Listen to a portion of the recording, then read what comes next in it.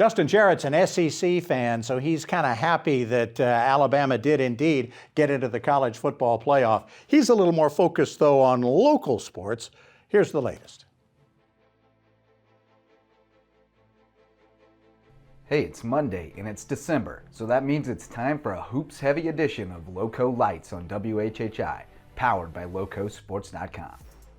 We had a whole bunch of Lowco-on-Lowco matchups on the slate over the weekend, including a battle at Beaufort High with the Eagles hosting the Whale Branch Warriors.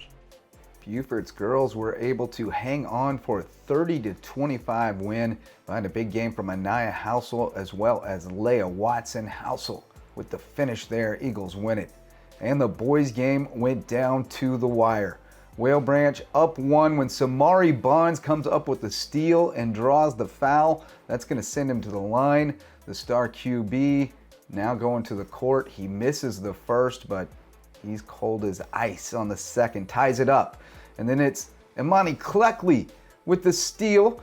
Hard to tell if there's any contact there, but he goes to the ground. He draws the whistle, and that'll send him back to the line. And Kleckley misses the first. Oh boy, the nerves are going. Kleckley's got to go back to the line, and he rolls in the second to give the Eagles the lead. Timeout, Warriors. Jeremiah Faber, the legendary coach, trying to draw something up, trying to break the press, and the Eagles are going to come up with a steal, but that's too many steps. Too many steps. They're going to have to stop them one more time. The Warriors get a look for LaRon Wright, but it does not go down. Several bounces on the rim, but Beaufort High escapes with a thrilling win. You saw it on Beaufort's own. Across town at Battery Creek, the Dolphins welcomed the Ridgeland-Hardeeville Jaguars to a packed house, and the girls' game went down to the wire. Ridgeland in control for much of the night, on top at halftime, but Battery Creek just kept fighting back. They had a great second half, fighting inside. This was a physical contest. Absolutely scrappy effort from the Dolphins to get the win, 45-41. And then in the boys' game, the Dolphins and the Jaguars, both teams on the rise this year. C.J. Brown, been around for a little while. New coach at Ridgeland-Hardeeville, and he's got himself a squad.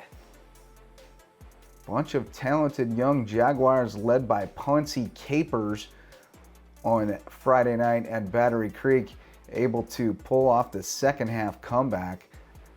Javori Cole with 13 points and 10 boards for Battery Creek. Elijah Mathis, 12 points, 8 rebounds, and 4 steals, but Poncie Capers was the man of the evening in the second half. He took over and led Ridgeland-Hardeeville to a 63-58 win. Lowcosports.com's Wes Kerr was in the den at Bluffton High School on Friday, where the Bobcats took on defending SCISA 3A champion Hilton Head Prep, and the Dolphins used their stifling defense and methodical offense to frustrate Bluffton in a 41-28 win.